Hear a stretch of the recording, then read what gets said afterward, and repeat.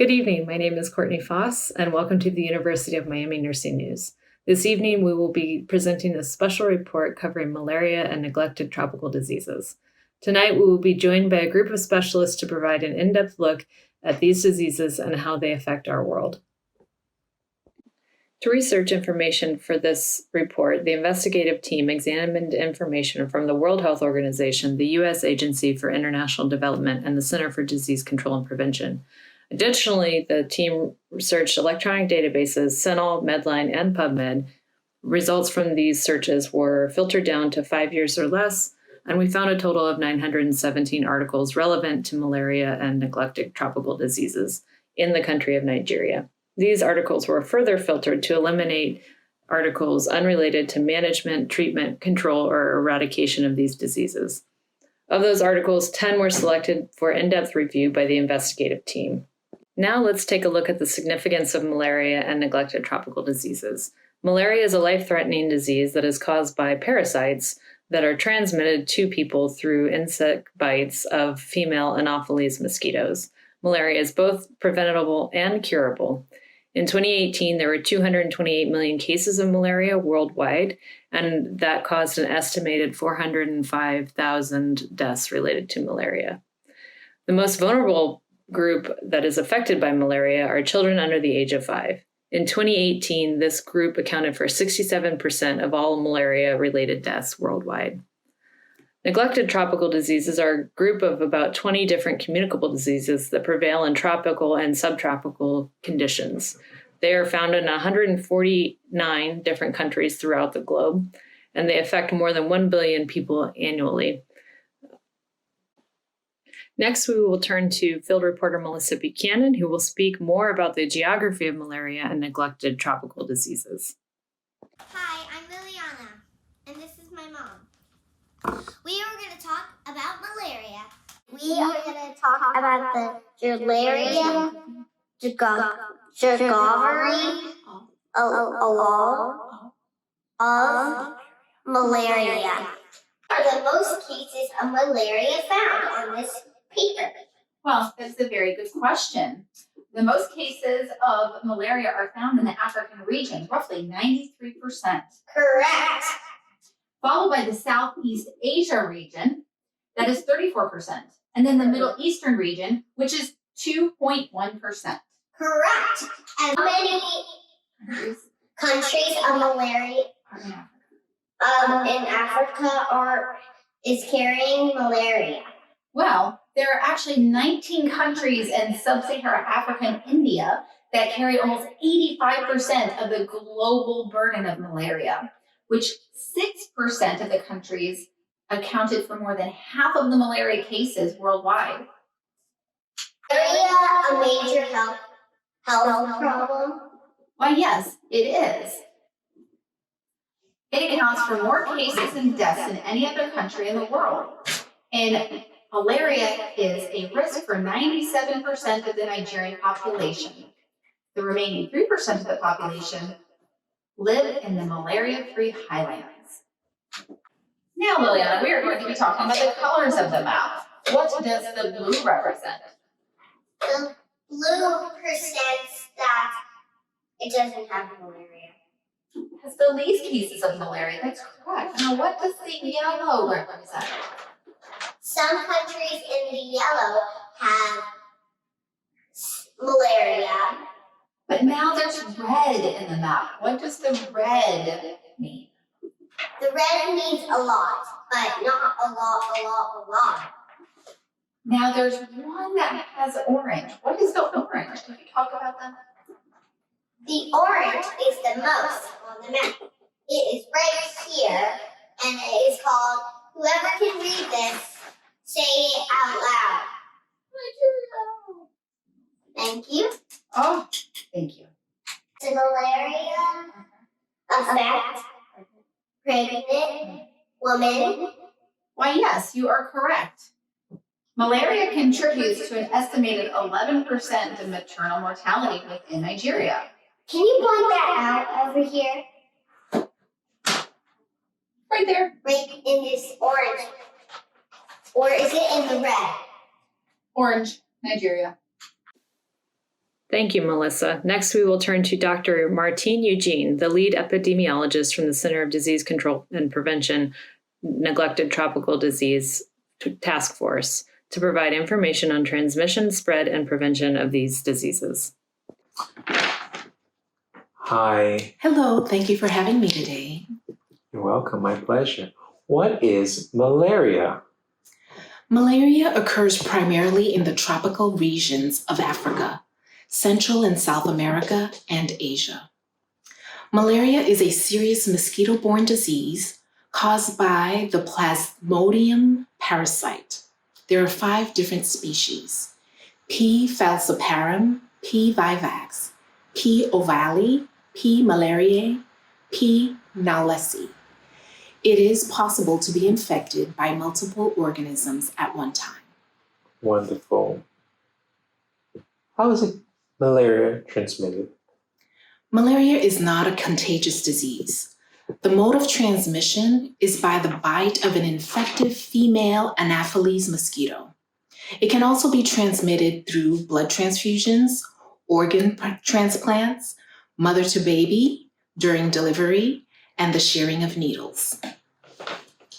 Great answers. What are malaria symptoms? The symptoms typically begin 10 days to 4 weeks after infection and includes flu-like symptoms: fever, chills, myalgias, headaches, cough, diarrhea, and severe cases, death. In some cases, parasites may remain dormant in the liver for about 4 years after infection and cause a relapse of symptoms. Wonderful. How is malaria treated? Malaria has a poor prognosis with a high mortality rate, if not treated. It has an excellent prognosis if diagnosed early and treated appropriately. Treatment medications include quinine-based therapy and chloroquines. Improvement of symptoms begin 48 hours post-treatment. Wow, malaria sounds really scary. So, how can malaria be prevented? Malaria can be prevented, especially in the case of traveling, by taking prophylaxis anti-malarial medications, taking precaution and avoiding being bit by mosquitoes with the use of insect repellent, netting, and wearing long sleeve clothing. Wow, that was wonderful. I'm definitely going to try to do all that to prevent myself from getting malaria. Thank you very much. Thank you for your questions. It was a pleasure. My pleasure as well. Thank you so much. Thank you, Dr. Eugene. Next, we'll go to Calvina Hunt, the chair of the World Health Organization Malaria Program, to discuss the global implications of malaria and neglected tropical diseases. What are global implications of malaria? Malaria is preventable and treatable, yet half the world is at risk. Malaria claims over 655 lives a year. It is the leading cause of death in children under 5 in the sub-Saharan Africa. It kills a child every 60 seconds, and it poses a deadly threat to pregnant women. How do malaria impact? That's a very interesting question. Malaria impacts Africa about $12 million every year. This figure is because of the total of health costs, absentees, the loss of days of education, decreased productivity, and loss of investment in tourism.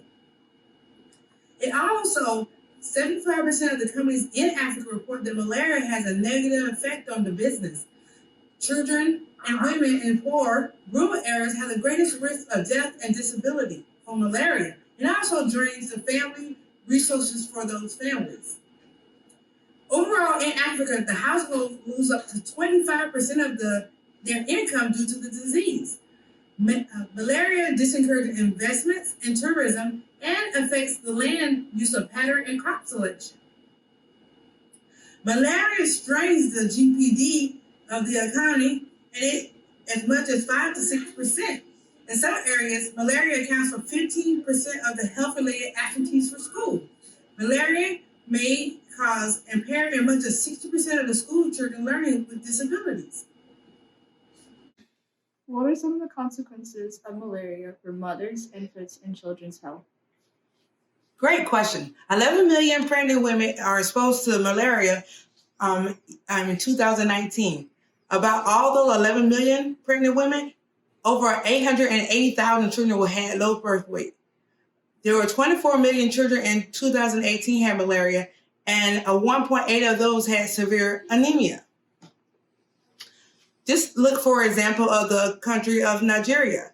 This country had the highest burden of malaria. It had 27% of the global malaria cases and death, and it accounts for $1.5 billion of essential commodities. That means they need 72.5 million tents, 55 million rapid diagnosis tests, and over 260 million ACT therapy medications.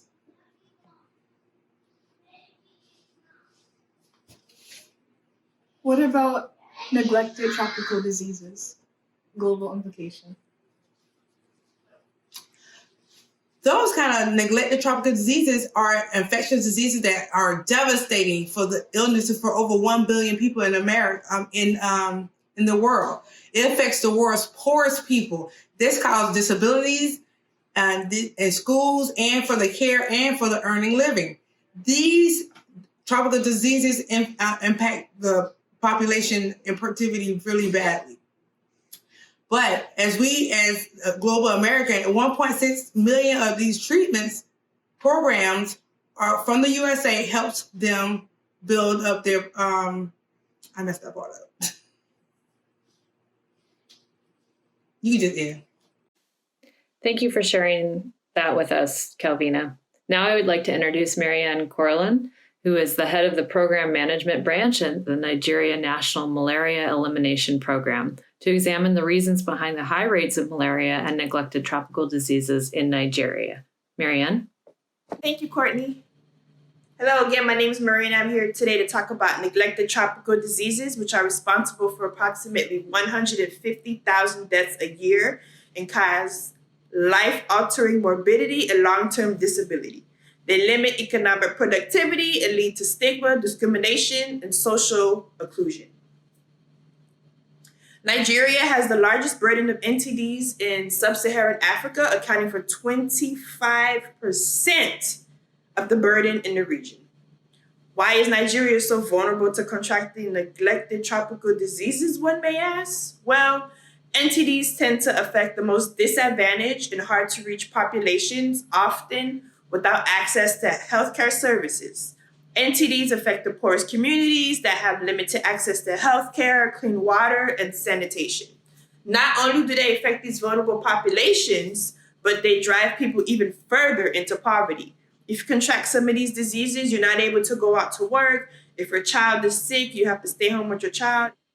Unfortunately, a lot of these diseases are co-endemic, meaning they occur simultaneously. If you take the example of elephantitis, which is caused by a parasitic worm, or river blindness, which is caused by repeated bites from black flies, they're the most common NTDs in Nigeria than any other African country.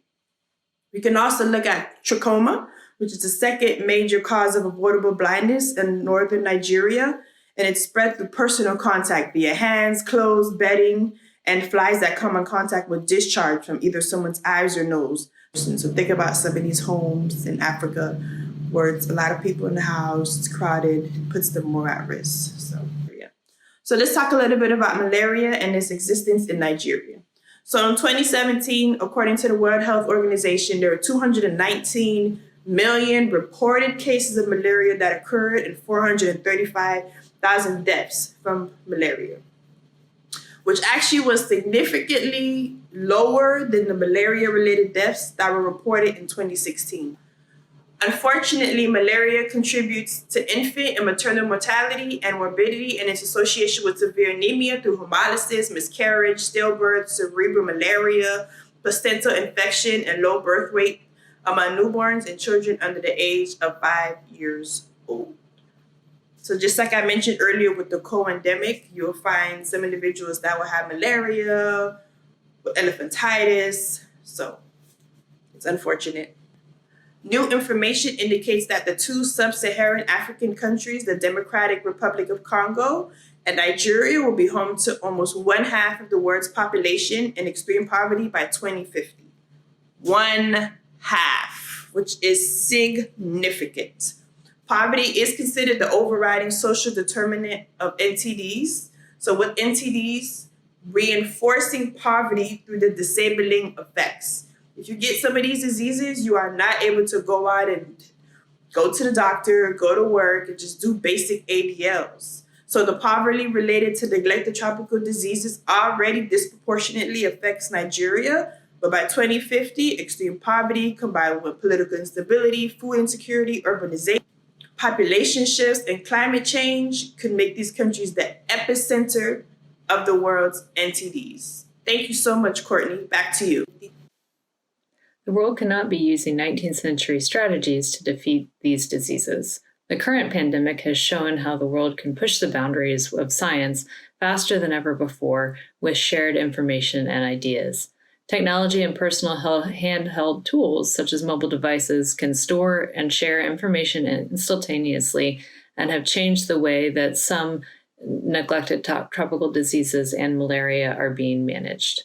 In tackling neglected tropical diseases and malaria, the full potential of mobile and spatial technology tools has not been harnessed against these diseases. In Nigeria, training of stakeholders in malaria control improves the diagnosis and treatment of malaria. However, a broad scope of training in other settings may be required for effective malaria control. Utilization of mobile technologies to provide caregiver education on malaria prevention improves the use of insecticide-treated bed nets among children. In settings with low level of coverage, improving management and achieving universal coverage with nets could achieve a considerable burden reduction. Net distribution programs in schools and at antenatal care can play an effective role in achieving and maintaining universal coverage. Piggybacking interventions to address co-endemic neglected tropical diseases onto interventions such as these can improve access and treatment of the neglected tropical disease. The pandemic has demonstrated relevance of homegrown approaches as countries consider various ways to deliver neglected tropical disease and malaria services locally. Outdated colonial methods of research and innovation should be replaced with stronger voices from Nigeria and to the local communities to strengthen the local capacity for research and to consider the ethical and cultural sensitivities of those specific populations. This in turn fosters a community of trust and credibility to treat and manage these diseases. Research and innovation, new tools, active partnerships, efficient coordination, and country involvement and ownership of neglected tropical disease and malaria programs are essential to overcome bottlenecks that occur with management, distribution, and treatment to achieve target roadmap goals.